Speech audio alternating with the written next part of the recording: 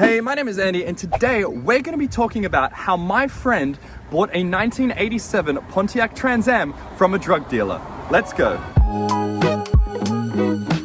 Now, if you guys haven't checked out that video, I encourage you to do so. I'll leave a link in the description below. Now, without further ado, let's get into the story. So, mate, what have we got here?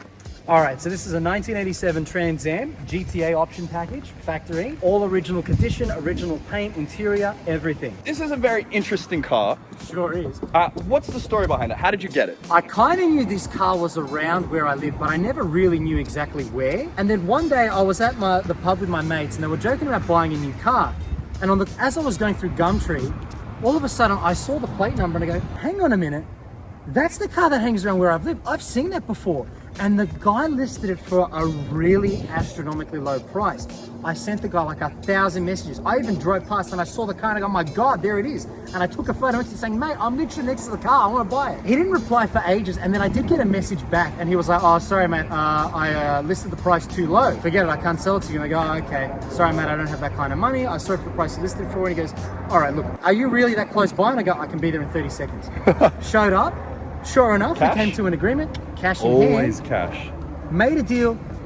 Long story short, I bought the car with A, no rego papers, and 2, no key. It just started with no ignition barrel. So I was like, well, bought a car with no keys, no rego, questionable characters, barely starts properly.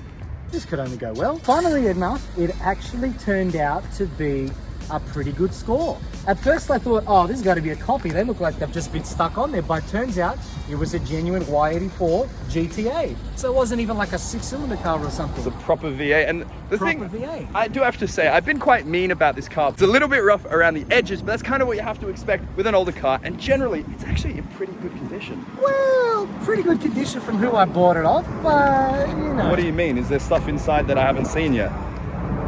Right. Let's just start with what kind of condition the car was in when I got it. Well, as you can see, someone's had a drug deal go sour. Smashed it a bit in here, plenty of scuffs. Someone wasn't happy with the kind of quality they got, so we got key. The wheels went the wrong way around, and looks like a couple of bullet holes in the exhaust too. What? No way.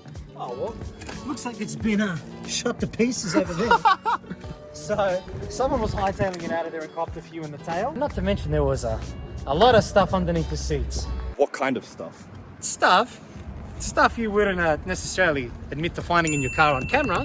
But let's just say I was very paranoid driving a car around with no rego, no key in the ignition, with the kind of smell it had, and if only I knew what was under the seats. Right. So I like this though. This spoiler.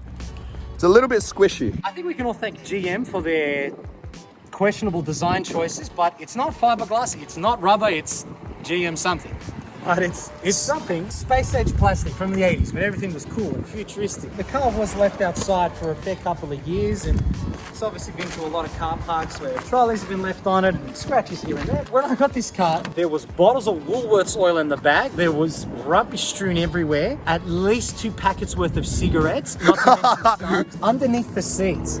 Remember stuff like needles, cabs, joint blunt ends. It was just full of like, how has this guy not been arrested? I absolutely love these rims right here. These gold, are they 2-piece or are they just solid? Single piece. They're the GTA wheels, and funnily enough, for whatever reason, they were made in Japan, but those are the GTA exclusive wheels. I hope you guys enjoyed today's car story. If you did, be sure to smash that like button. And if you want to see some more car stories like this, let me know. Leave a comment down below. Don't forget to subscribe, follow along on the journey, and as always, I'll see you guys in the next video.